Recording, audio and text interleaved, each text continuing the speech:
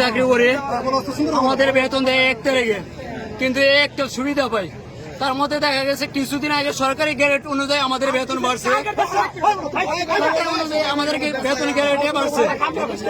এই রানিং দেখা গেছে 5 জন নাই, 10 জন নাই, 15 জন নাই, ডাইরেক্ট অটো রিজার্ভ দিয়ে কেউ কেউ বাই করে দিতেছে, কেউ কেউ রাখতেছে। তাদের দেখা গেছে যে জায়গায় 15,000 টাকা বেতন হয়েছিল ওই জায়গায় 5,000 করে আমাদের বেতন কমাই দিতেছে। ওই দাবি আমরা মাইনা নিলাম।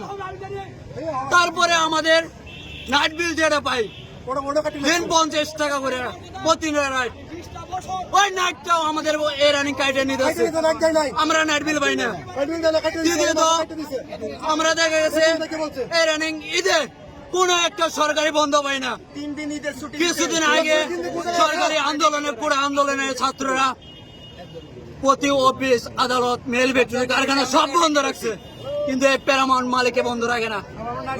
কারণ এই মালিকে খাস আমলিক, এই মালিকে দেখা গেছে উপর থেকে অনুমতি নেয়, আইন শৃঙ্খলা বাহিনী, পুলিশে, সেনাবাহিনী, তারা টাকা লয়ে যায়। আমাদের কোনো নিরাপত্তা নাই।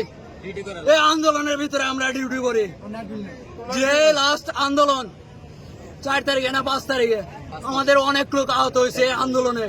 অফিস আশেপাশে যত অফিস আছে সব পূর্ণ ভাঙছে, আমরা অনেক লোক আহত হয়েছি।